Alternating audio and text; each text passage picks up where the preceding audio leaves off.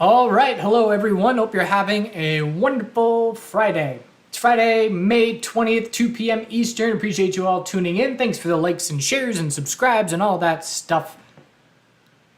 All right, bears are out today. We'll check in on things. First things first, we're going to do next Thursday, a private live stream where I'm going to go through our chat room community and TheChartGuys membership and what that entails. Essentially just a tour of the things that we offer. So click this link and sign up if you are interested in that. It's going to be Thursday, 4:30 p.m. Eastern. And I will put the link in the description of this video as well. And I will see you there. All right. So we got Bitcoin here. First, I'm going to go over how we approached the morning, a little bit of hindsight in terms of the patterns and the setups that we were looking at. Then we're going to look at where we stand now. And then we're going to look at some altcoins and some bigger picture things. And then I will answer any questions and interact with you all in the YouTube chat room. So we headed into the morning. This is every morning I wake up at 6 a.m. and I get down on the computer and I give my thoughts on the day. Just where do we stand? What are we looking for? So we started Bitcoin saying potential 2-hour head and shoulders to keep an eye on. Bulls must break, blah, blah, blah, to negate it. Keeping an eye on the NASDAQ, which has a 4-hour stair-step pattern. And we will have to see, and we'll have to see consolidation if we're going to shape up an eventual trend change attempt. If we see 4-hour stock futures consolidating this morning, it will help confirm this bearish pattern for Bitcoin. And if we fail resistance, it's another 12-hour lower high. So essentially the mindset that we need to have, if we are heading into the trading day, the stock market open, if we're heading into that and we have a bearish pattern setting up, the probabilities that that bearish pattern is going to confirm are higher for me than if it's at any other point in the day. Why? Because we've seen bears control the stock market open consistently more often than not over the last couple of months. So it's happened before, and this is just another example where it happened. This was the 2-hour head and shoulders, left shoulder, head, right shoulder, and then this is the stock market opening, and we just absolutely blow through support and confirm this pattern very significantly. So what time did this pattern confirm? It confirmed at 10:30. The weakness started, and we topped out at 9:25. This is the stock market open, and this is the stock market correlation as the stock market has done nothing but show weakness all day. So this is what the NASDAQ has done all day. And I am in a short right now on this 15-minute lower high on the NASDAQ, so I'm a little bit distracted, but we will probably, let's just set a stop right now so I can stop looking at the screen. I'm in SQQQ, which is a leveraged ETF. I'm just going to stick my stop a little bit under this low.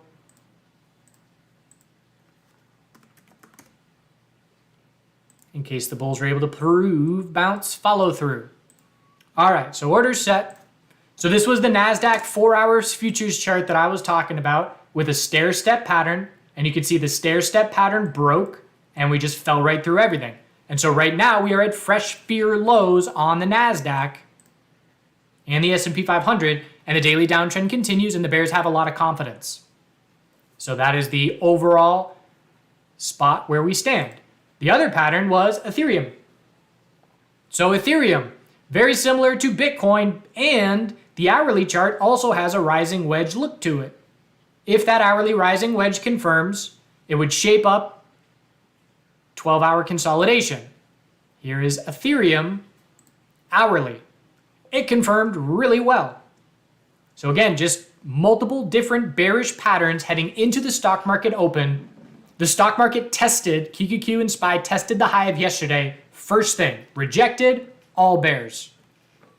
So again, just one more time to solidify, because it's an important point that we need to remember. If we have possible bearish patterns heading into the stock market open, the probability that they will confirm, as long as we're in a weak market environment, is higher than not, higher than normal. So let's now look at let's look at the Bitcoin comparative to the NASDAQ chart, because we were holding up a lot better than the NASDAQ yesterday, and now we're dropping harder than the NASDAQ today. We're giving that back a bit. And looking at it from a 12-hour perspective, we can see that we're pulling back. So a lot stronger than the NASDAQ yesterday, and now it's weaker today. And so with that, Bitcoin is currently testing our recent low of consolidation. And I am going to exit the remaining swing positions that I have on Bitcoin and DOT with a little bit of wiggle room if these levels break. Because that will just be, for me, this was bulls attempting to set the daily high or low to try and shape up a daily trend change and failing to do so if these support levels, which we are testing, end up breaking. Some more follow through for the QQQ bears, so that short is going well.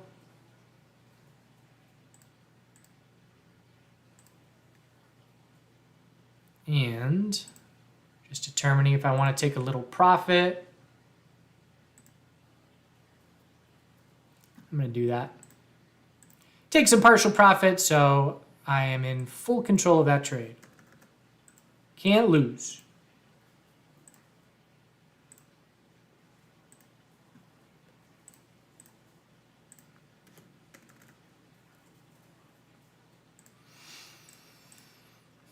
Set a stop for the remainder.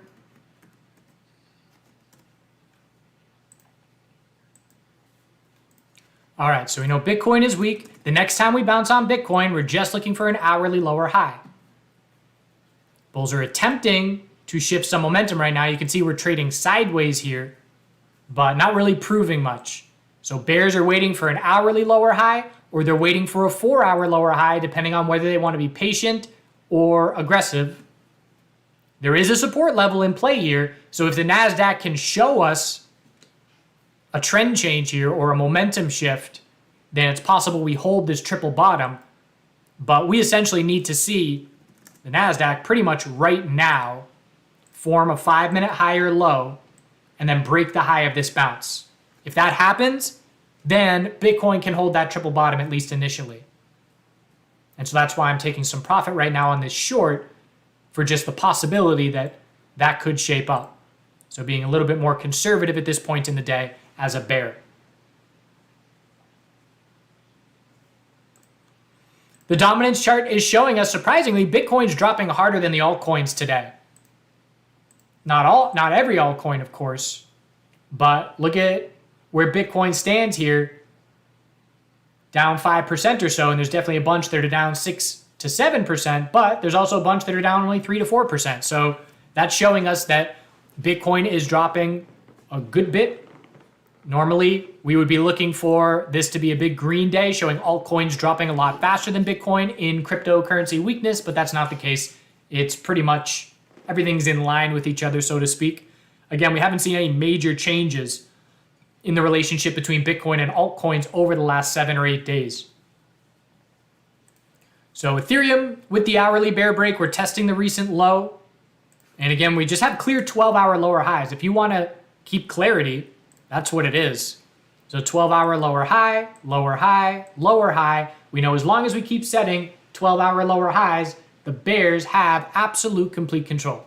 So 12-hour lower high downtrend is our guide. If I'm a bear in swing positions, that's potentially a signal that's going to have me exit those swing positions. I will hold that short as long as 12-hour lower highs keep forming. ETH BTC, holding the low, testing that level. And again, we're watching very closely because we are close to confirming a monthly head and shoulders, which would have Ethereum take a big step back in terms of its relative strength compared to Bitcoin. And that would then transform Ethereum as to being a better short than Bitcoin for bears. And certainly would make me a lot more resistant to playing bounces in Ethereum. I would rather choose a stronger altcoin. Because this, to me, if this confirms, would be showing a very notable shift in the character of Ethereum as far as how it is trading. Because we have been in a monthly higher low pattern for a long time, for years. And that could potentially shift to a monthly downtrend in the near-term future. There were a couple coins that were standing out as stronger. So going to go over how do I analyze, again, every day I sit down at the computer and I check in on where the cryptocurrency space stands. And so I was looking at the low of the dump, the high of the bounce, and then I was measuring where do individual names, individual altcoins, where do they stand on their retracement size? Some were retracing 40%, some were retracing 60%. Those are two very different scenarios. So I was organizing names that have retraced less than 50%, names that have retraced more than 50%. So that allowed us to look in and see, okay, well, who's standing out as stronger? And probably not anymore, but Binance was. Again, we look at this retracement size on Binance, and it's minimal. We topped out on the bounce, and it's still a possible little daily bull flag here. We broke resistance with zero follow through. Obviously, the weakness in the broader market is weighing on these strong names, but it is still stronger. I mean, let's just compare it to a random name that I haven't even looked at. Here's Matic. So Matic, retracement size from the high of its bounce is already over 50%. So that was a major difference. Some other coins that have stood out stronger, these names have less volume than other coins, depending on what exchange you're on, but ENS, you can see this daily bounce has followed through. KNC, daily bounce has certainly followed through. So those are some of the stronger names. And again, the weaker names, no new names there. I mean, Sushi, look at Sushi. It's just looking like it's waiting to roll over. Sushi's been very weak comparatively for a long time. Theta has been weak comparatively for a long time. So again, if we measure these names retracements, we are over 65% retracement at this point. So again, in the wild world, the wild world of altcoins with 150 things to be looking at, I always just want to be able to organize things as simply as possible. These names are more bullish, these names are more bearish. And then if Bitcoin starts to give me bear setups, I look to the more bearish names. And if Bitcoin starts to give me some bull setups, I look to the stronger names. So this morning, with the head and shoulders pattern and the Ethereum rising wedge on the hourly, I would have been checking out the weaker coins for potential shorts. So long story short, the burden remains on the bulls. We would need to see a notable shift into the weekend. And we have an hour and 45 minutes left in the stock day before we close here, and we're either going to close at the low of the day or close with a lower wick and an hourly bounce underway. But either way, we're not going to have a whole lot of confidence unless something drastically changes. We're going to be heading into the weekend with a bit of a bearish note and a bearish overhang. And so right now, it's just Bitcoin trying to defend this support, because if this support breaks of 28.5, we're then looking at 27.9 and then back down to that low. Weekly time frame, we're about to close potentially our 7th red week in a row. We're still watching the very beat up growth names in the stock market. They're doing the same thing. The growth names are holding up better. This is ARKK, and we look at IWM, and growth again is higher risk and higher reward names. We know crypto is certainly higher risk, higher reward. So right now, these names, IWM, ARKK, the biotech sector, they're not hitting fresh lows, whereas the S&P 500 is, the NASDAQ is, so that's a notable difference. Essentially, all it's telling us is these names aren't as weak over the last few days. So it's nothing that's telling us these names are bullish, it's telling us these names are less bearish and they're positioned better, but we're not going anywhere if the broader market can't put in a bottom. And it's the same thing for crypto. We're positioned better. We're not hitting fresh lows, but we're not going anywhere to the upside unless the broader market can put in a bottom. And so that's what the bulls are attempting to do here into the end of the day.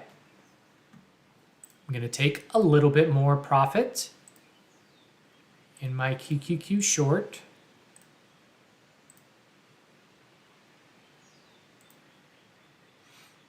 And now I've only got one little runner, and I'm wrapping up the day. As far as cryptocurrency trades, I have no interest. If I could trade bearish, I would be a bit more interested. and keeping an eye out for a 4-hour lower high. That's where I would be interested next.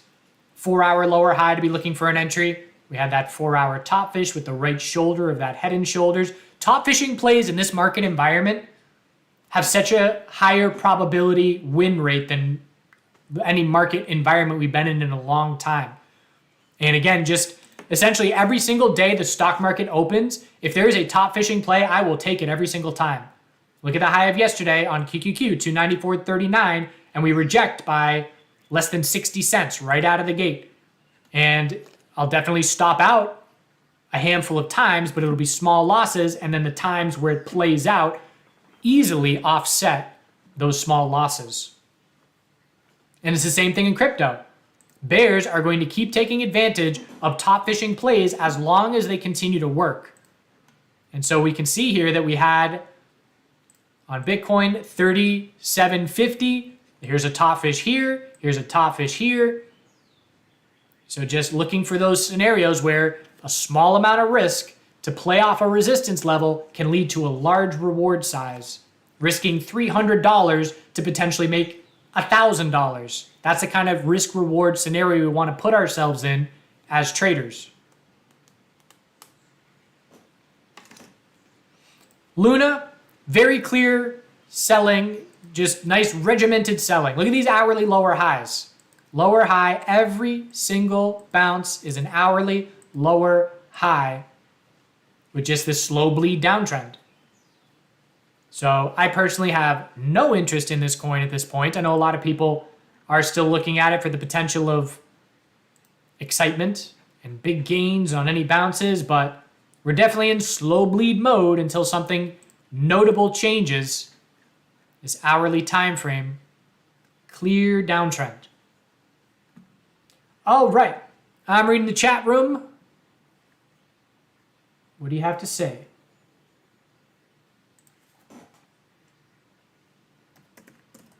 XRP, hourly stair step drop, so a lower high every single candle for the last 9 hours. This is an attempt. We set the daily high or low. We attempted to head back to resistance and we failed. And if we drop down and break 39 cents, we're looking right back down at our low as the only level in play at that point.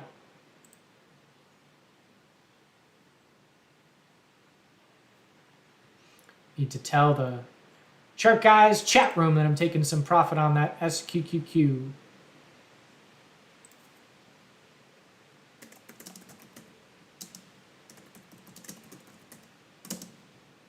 And again, during that private live stream, I'll show you all what the community chat room and all that looks like.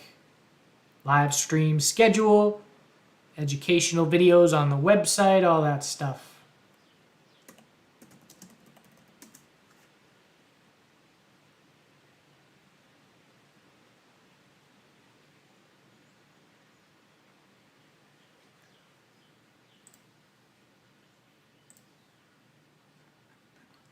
Okay, Estonia. Hello, Rauno. Probably saying that wrong.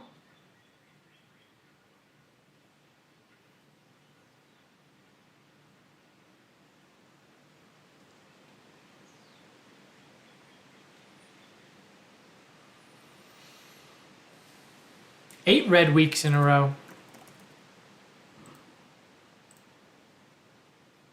Yep, you're right.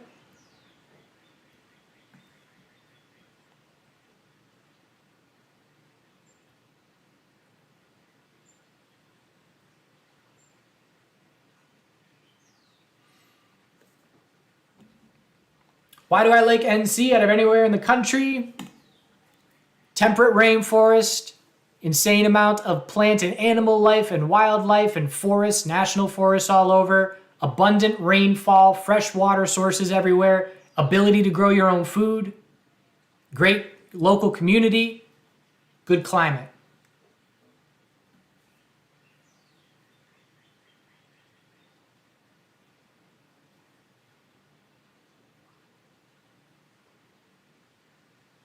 So again, the questions that I keep getting in this market environment, which are the most, I just can't stress enough putting a stop loss on every single trade. That is literally rule one. Whenever I teach anything to anybody about trading, Rule number one is you put a stop loss on every single trade. And it can be a part of your game plan to be scaling in and have a max dollar loss that you're willing to take.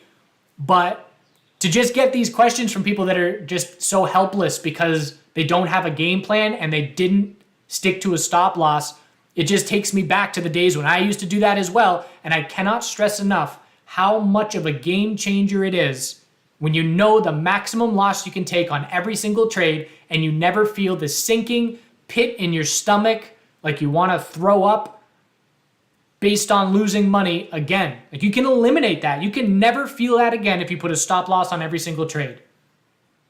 And so it takes feeling that way a certain number of times for us to finally burn it through our heads. Okay, I don't want to feel this way again. I'm going to put a stop loss on every single trade.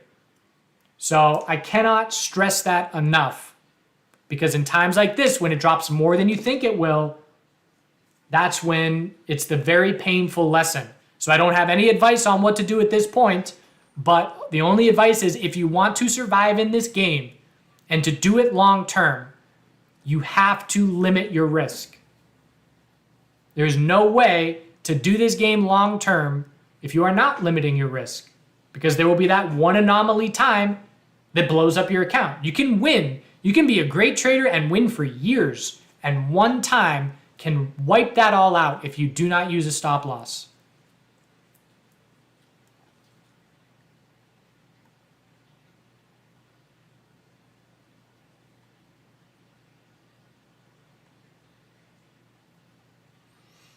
How do I quickly get in and out of trades? I use Fidelity Active Trader Pro, but it's muscle memory. You do it a certain number of times, just like anything, that you get really used to it. I know exactly where I'm clicking to pull up the order. I type in the numbers real quick, bing, bang, boom. There are definitely faster platforms out there. There are platforms where you can just use a hotkey and you could probably do it in half the time that I do it. It maybe takes me, 8 seconds. I have no idea what it takes me, but I know that the style that I do it, some people would look at that and say, man, you could go way faster if you did this, this, and this. But for my trading style, it's definitely fast enough. I'm not scalping 3-second moves. I'm scalping maybe 40-second moves, but that allows me enough time. And there are also times where if I know I'm going to be going real fast, I can pre-fill out orders. I can fill out a buy order, fill out a stop loss order, and then as soon as I hit one, the other's ready to go.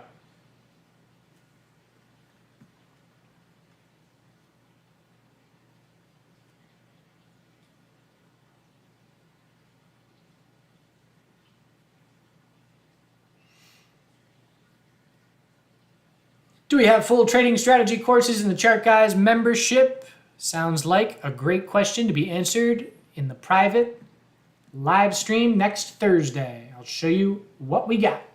Going to be working on more courses over the next 8 months. Going to redo the entries and exits course. So if you've already bought the entries and exits course, you'll get a new one eventually. Certainly not going to put a timeline on myself now that it's lovely summer outside. You can see it's 87 degrees here today. But I'm going to redo the entries and exits course in the coming months, and then going to do an advanced trading course into the winter.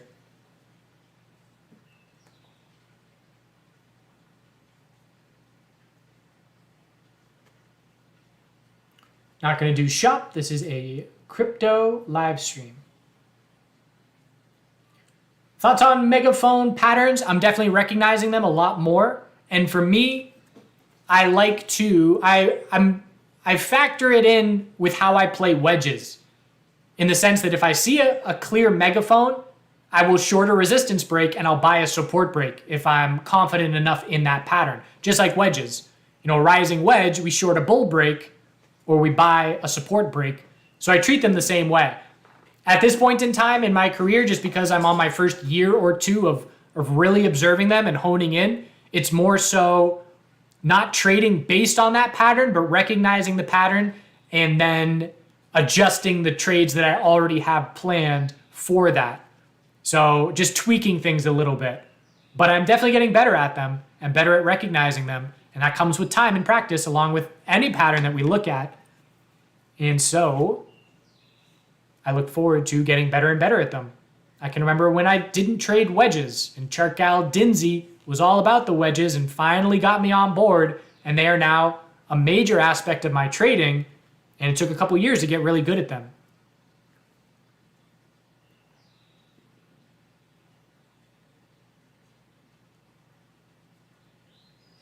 How do I set stop losses on wedges and megaphones? It's based on dollar risk. If I'm buying a support break, obviously I'm looking for a bounce to take place shortly thereafter.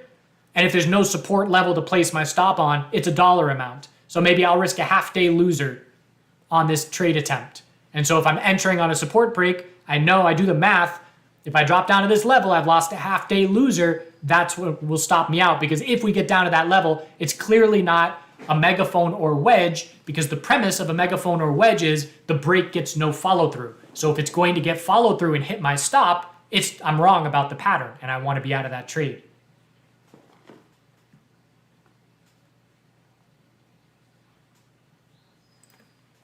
I'm looking to short coin on a weekly lower high. It's too beat up for me to look for a short down here, but I'd like to see a weekly lower high, get a move over 100, and then I'm going to scout a swing short entry. But not at this point with how beat up we are. I don't think coin's going to go belly up, but I don't know. I don't read their financial statements. What's my favorite setup? Equilibriums. Trade, if you can only learn one pattern, learn equilibriums. They're everywhere on all time frames and they come after volatility. I would not be surprised in the slightest if the NASDAQ for the next 2 years, or however long it's going to be, let's go to the 2-month time frame. So you got your CVID lows, you got your all-time highs. We're now at a 50% plus retracement. Guess what I'm looking for? A higher low compared to the CVID lows, a lower high compared to the all-time high. Next thing you know, a year's gone by, and we've been trading within a tightening range. That, to me, is the most likely scenario, because that is what happens after significant volatility in both directions, far more often than not. But no sign of a bottom at this point.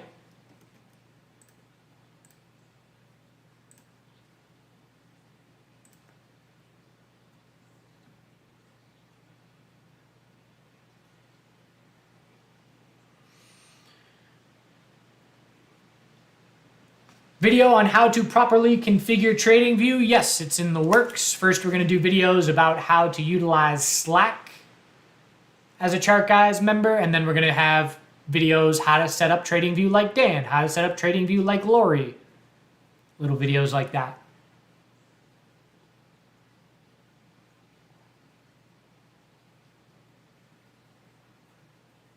I do not short Bitcoin. I mean, honestly, with what the market is doing, if I'm shorting, what's the difference between shorting Bitcoin and shorting the NASDAQ right now? There's no difference.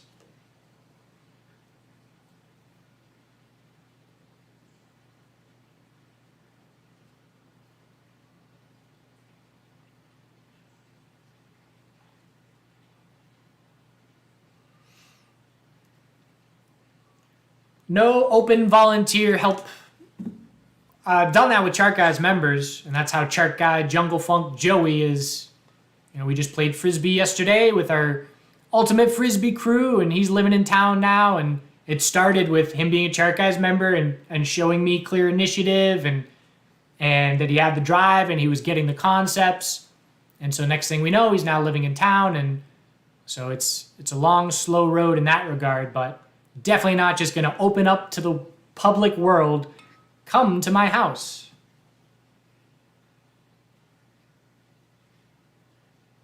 Ponds are doing good. I actually have to go after I stop this live stream, I'm heading into the pond to remove some more parrot feather. But it's real hot, so it's a good day to do so. There are a couple snakes in it, though, so I just got to keep an eye out.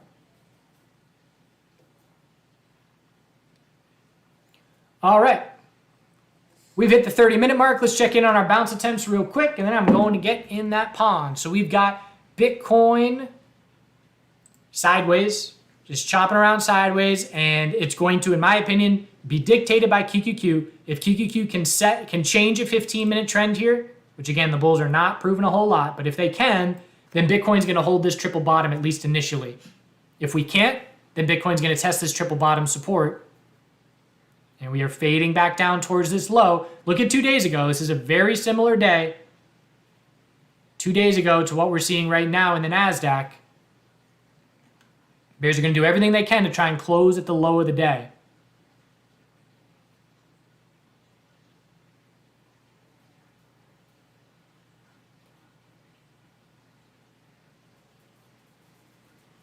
All right, I appreciate you all tuning in. 79 likes. Let's get that to 100, please. And I'm going to do some videos this weekend. Going to do a video, my biggest winners and losers, just a little different format style, similar to the scaling out video, if you didn't see that. Just videos where I'm away from the computer screen and more of a conversational style. But this was the last video of that style. It was, should you scale in and out of trades? Look at my fancy little new mic. So I'm going to do another video like that, talking about my biggest winners and losers. Going to do potentially a cannabis sector video. It's been a while. There's not a whole lot of bullish things to say about the sector, but could check in on that. Next Thursday, private live stream, membership tour, community tour. And I hope you have a great weekend. Thanks for tuning in.